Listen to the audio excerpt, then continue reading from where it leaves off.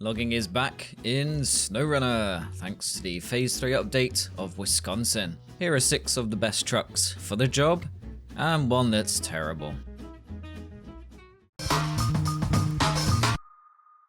Hello and welcome to another video from a tribe called Ben. Now has his Nvidia 3080, but it's only just been installed. I hope you're doing okay. Following on from my quick guide to logging in SnowRunner, here are some of the best logging trucks I've used, and one that's terrible.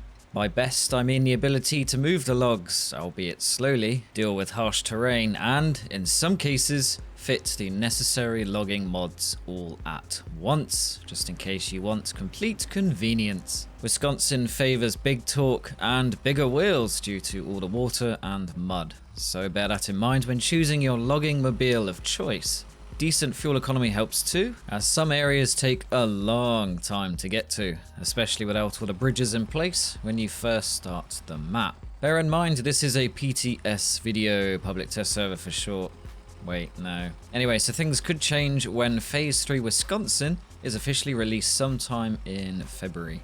But usually most stuff you see on the PTS stays consistent. Hopefully you found my best trucks for SnowRunner logging video useful. Now be sure to subscribe for more videos, it really helps the channel. And let me very quickly mention my sponsor of this video, boostgaming.com, a website where you can buy digital gaming currencies safely, such as for Xbox, PlayStation Store, and more. Go check the link in the description.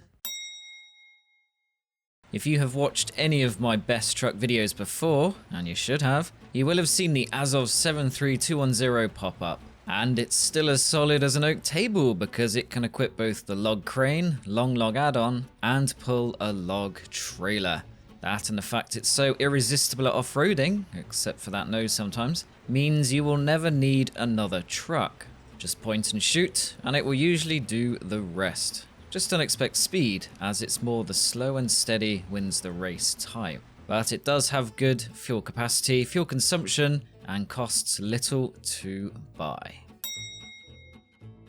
Next up is the 5600 TS, a smaller and more versatile version of the twin steer 6900.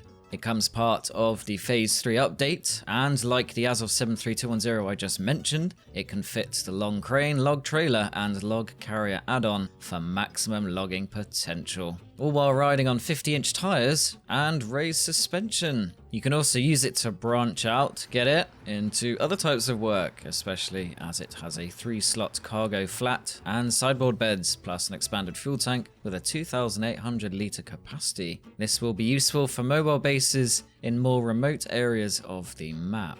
The 5600 TS can do most jobs well. With that said, it is less effective off-road than some, despite switchable all-wheel drive and diff lock once you find the upgrades in Wisconsin.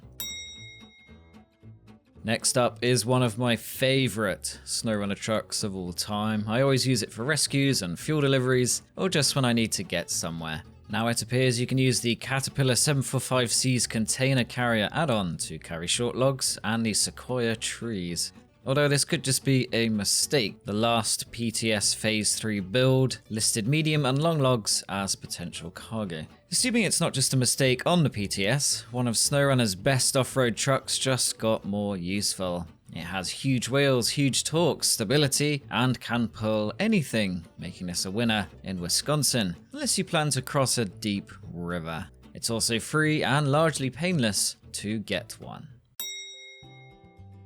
Yet another favourite of mine is the Azov 4220 Antarctic, which may be a long way from home in Wisconsin, but those 71-inch mud tyres, the same size as on the Caterpillar I just mentioned, as well as a big engine and plentiful ground clearance, make it a winner, particularly in areas with a lot of water. It actually suits Wisconsin better than some of the other maps, as it feels less likely to tip over, and always on all-wheel drive and switchable diff lock make it effective in suboptimal terrain conditions, which there's a lot. Plus it looks so cool lugging those big old logs, and that makes it easier to justify. Wisconsin rewards big tires and ground clearance, and the KRS-58 Bandit has both. Plus it can fit all the necessary logging add-ons and trailers, although not the crane and carrier add-ons simultaneously. Honestly, I try other trucks to do certain tasks, but the KRS-58 is one of the relatively few I fall back on each time. Yes, it has its tippy moments, but for getting to remote areas to collect logs and deliver them elsewhere, there are few alternatives quite as capable. And last but not least is the Azov 5319. I could have picked the Pacific P12, as that also has the new log carrier add-on, or even the P16, which supposedly is getting a unique log carrier thing. But I like the off-roading prowess of the Azov 5319. With that said, the 200 litre capacity will cause major anxiety among some of you, and I get that. Personally, I like the fear sometimes, and you could get around this anyway by tactical use of trailers or co-op, in which case it becomes a useful asset for your logging needs. Always on all-wheel drive and diff lock, plus big tyres and a minimal overhang, it's a potent beast. Just pick when to use it wisely.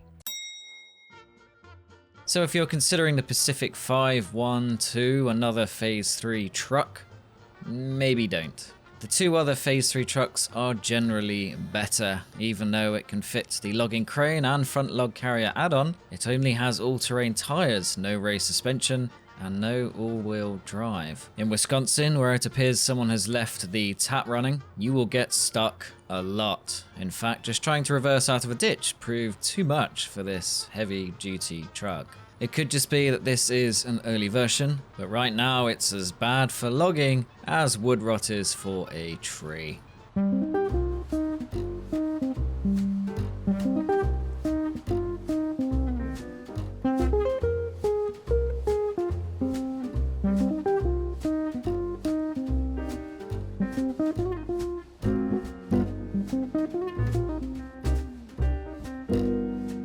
And that's it for my best logging trucks video. Hopefully it will help you when the Phase 3 release date arrives officially on consoles and PC.